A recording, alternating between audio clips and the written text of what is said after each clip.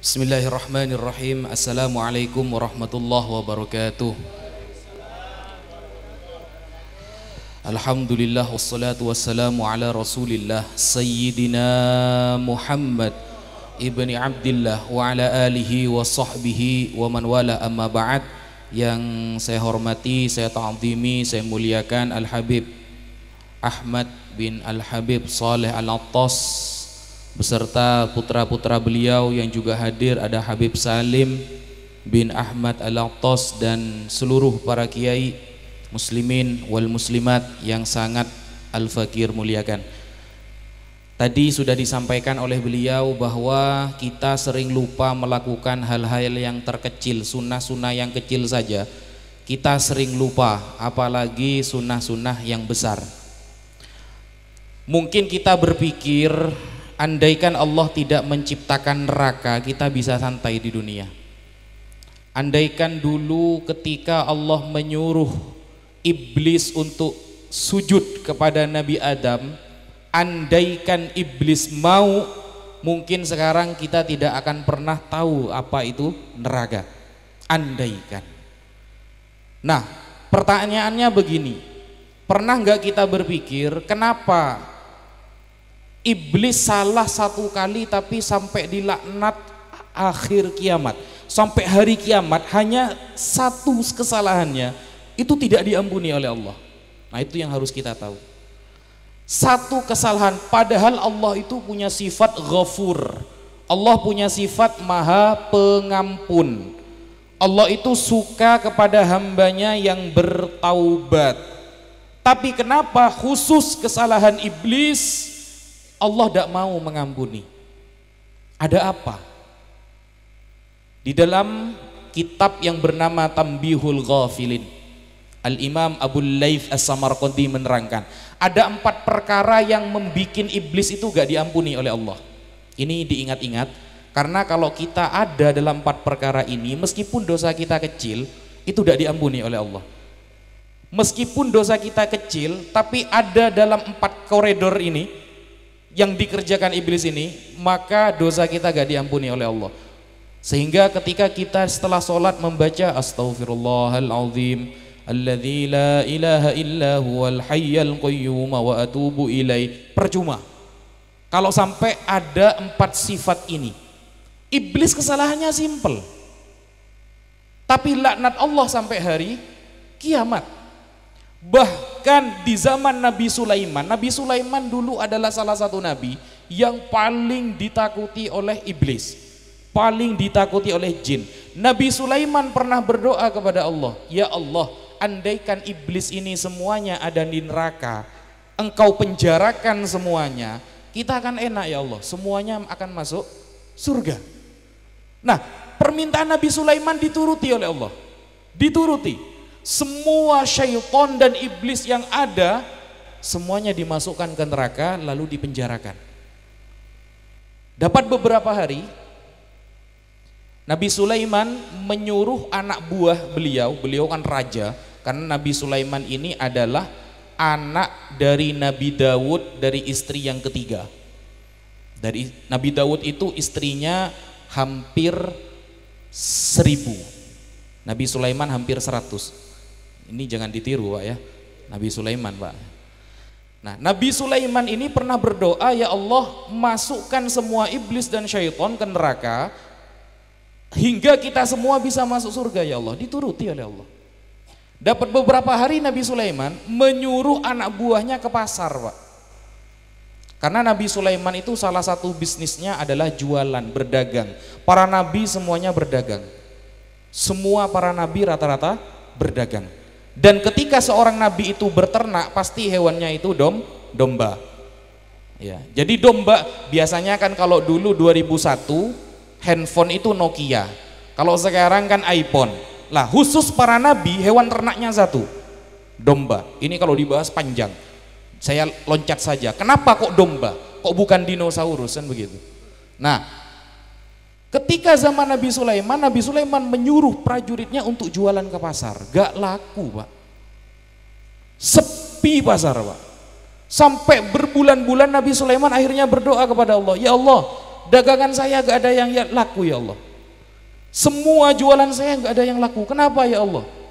Akhirnya malaikat menyampaikan, loh kamu kemarin kan berdoa agar iblis semuanya masuk neraka, sehingga orang-orang gak ada yang ke pasar, orangnya di masjid semua. Wah, bingung juga Nabi Sulaiman. Oh iya ya katanya. Akhirnya Nabi Sulaiman mencabut doanya agar iblis kembali mengganggu, agar dagangannya laku. Andaikan iblis gak, mungkin mas-mas yang tukang syuting bukan ada di sini, di masjid mas. Ya. Ada di masjid semua kita. Gak akan ada di sini, gak akan ada di pinggir jalan. Semuanya pasti ada di masjid. Ternyata semua itu ada hikmahnya, cuma ada 4 perkara yang dilakukan iblis sehingga dia gak diampuni oleh Allah. 1, tidak merasa bersalah. 1, nasihat itu pahit Pak, nasihat itu pahit, sama seperti obat menyembuhkan. Ada orang yang dinasehati dia sakit hati, ada orang dinasehati dia mikir, oh iya saya termasuk, oh iya saya termasuk apa yang beliau sampaikan, maka saya harus berbenah diri. Ada yang seperti itu. Nah, iblis itu tidak merasa bersalah ketika Allah mengatakan sujud, maka iblis mengatakan ana khairum minhu ya Allah, aku lebih baik daripada dia. Khalaqtani min narin wa khalaqtahu min tin. Engkau ciptakan saya dari api sedangkan Adam dari tanah. Gak merasa bersalah. Ini yang paling dibenci oleh Allah. Orang sudah salah tapi gak merasa bersalah ya. Sudah salah menentang.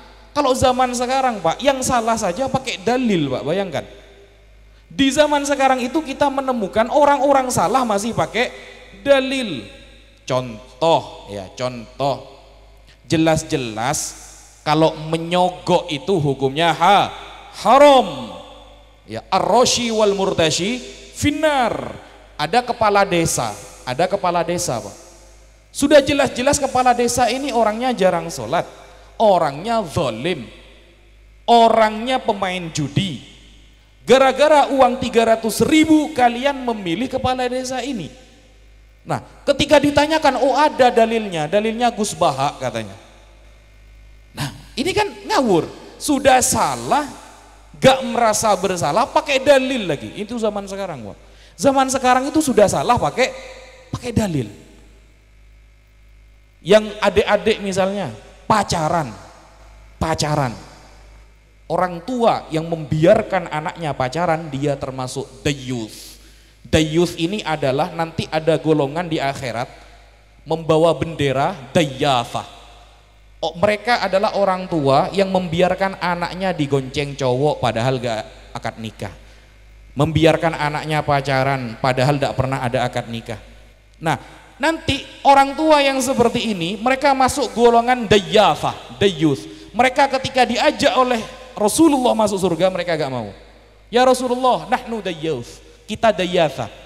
Jadi mereka gak mau. Ada golongan orang-orang yang gak mau masuk surga nanti, yaitu adalah orang-orang yang gak berani menegur anak atau saudaranya ketika mereka ada dalam kemaksiatan, dayyuth.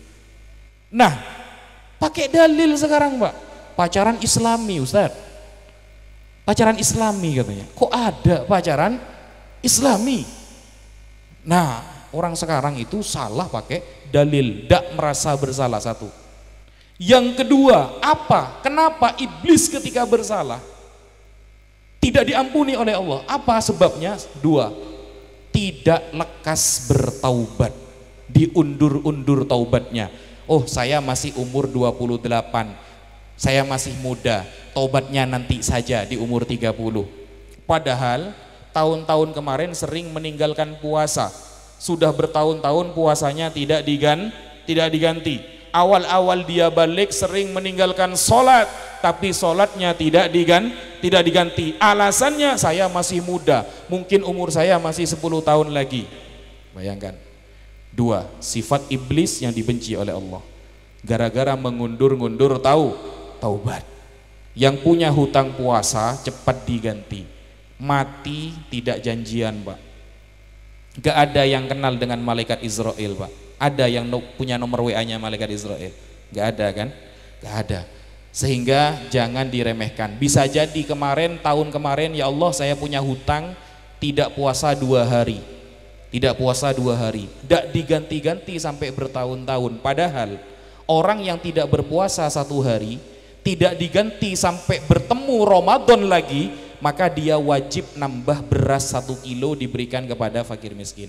Kalau melewati 2 Ramadan berarti nambah 2 kilo dikasih kepada fakir miskin. Kalau sampai 15 tahun itu per harinya, berarti kan wajib mengganti 1 kali puasa dan 15 kilo beras. Kalau berhari-hari hutangnya, nah ini bagaimana itu di total sendiri. Itu sebab iblis tidak diampuni oleh Allah, dia mengundur-undur taubat. Yang ketiga, apa sifat dari iblis sehingga dia itu tidak diampuni oleh Allah? Iblis itu sebenarnya pernah mau minta taubat di zaman Nabi Musa alaihissalam. Di zaman Nabi Musa, iblis mengatakan, wahai Musa, engkau adalah satu-satunya nabi yang sering berinteraksi dengan Allah, sering ngobrol dengan Allah. Sampaikan salamku, kata iblis, aku ingin bertaubat. Akhirnya oleh Nabi Musa disalamkan kepada Allah. Ya Allah, iblis katanya mau taubat ya Allah. Apa firman Allah ketika itu kepada Nabi Musa? Oh oke, kalau iblis mau taubat syaratnya 1, sujud kepada kuburannya Nabi Adam. Bayangkan, iblis mendengar itu bukan malah bertaubat, Pak. Iblis ketika mendengar itu, apa jawaban iblis? Ketika hidup saja saya gak mau sujud, apalagi kuburannya, katanya. Gak jadi lagi dia bertaubat. Ini ya sifat sombong. Sombong itu beda. Gini Pak, semua sifat Allah kalau kita tiru itu baik. Allah maha pemaaf, kita memaafkan kesalahan orang, baik.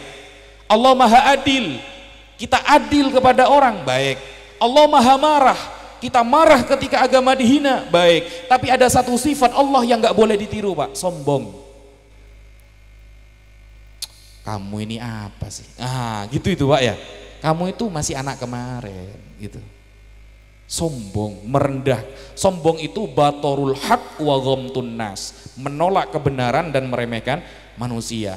Orang yang dosanya karena syahwat itu diampuni oleh Allah. Betapa banyak orang yang berdosa karena syahwat diampuni oleh Allah, tapi orang yang berdosa karena sombong sulit diampuni oleh Allah.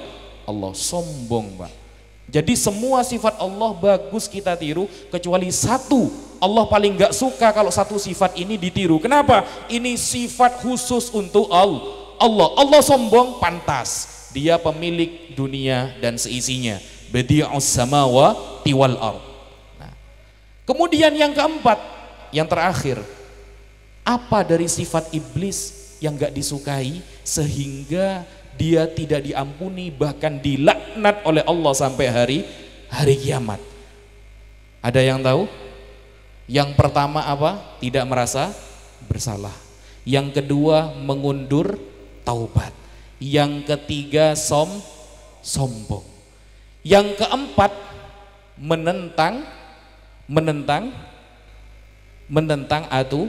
aturan. Menentang aturan maksudnya begini Pak, tidak semua menentang aturan itu sulit taubatnya, enggak. Iblis itu ketika menentang aturan Allah, selain dia sombong, tidak mau bertaubat, tidak merasa salah, dia menyangka bahwa dirinya itu benar, saudara. Dia itu menampakkan bahwa dirinya benar. Sampai apa kata iblis dalam Al-Quran? Anzirni ila yaumi yub'atsun. Ya Allah, tolong panjangkan umurku sampai hari kiamat. Innakum minal munzorin. Oke, kamu innaka minal munzorin. Oke, kamu akan hidup sampai hari kiamat. Dan ternyata ada satu dosa, yang dosa ini rata-rata orang disiksa di alam kubur Pak. Diingat-ingat dosa ini Pak ya. Dosa ini rata-rata orang disiksa di alam kubur. Apa itu? Orang terkena cipratan air kencing Pak. Itu iblis bermain di sana Pak. Hati-hati kalau Bapak mau sholat, kalau Bapak mau toharoh, bersuci, kalau bisa sarung yang dipakai sholat harus berbeda dengan sarung yang dipakai untuk setiap harinya. Bedakan. Kenapa? 90% orang disiksa di alam kubur gara-gara cipratan air kencing. Air kencingnya itu terciprat ke sini Pak, lalu ini dipakai sholat. Air kencingnya itu kemana-mana, apalagi kalau kencingnya berdiri ya, itu semakin kemana-mana Pak, sampai bajunya pun kena nanti. Sehingga itu adalah momen iblis di mana sukses menjadikan manusia rata-rata disiksa di alam kubur. Itu siksa yang paling pedih, yang paling banyak dirasakan oleh umat Nabi Muhammad sallallahu alaihi wasallam. Maka dijaga sesucinya, dijaga sholatnya, dijaga puasanya. Jangan merasa benar ketika sudah jelas-jelas salah. Ketika sudah jelas-jelas meninggalkan puasa, minimal hati kita mengatakan, ya Allah, saya gak kuat berpuasa, beri saya kesempatan untuk bisa mengganti puasa saya. Karena sifat iblis yang paling dibenci oleh Allah, ketika sudah salah gak merasa bersalah, gak mau bertobat, sombong lagi. Mungkin itu yang bisa Al-Fakir sampaikan sedikit, semoga ada manfaatnya. Wal afu minkum, wassalamualaikum warahmatullahi wabarakatuh.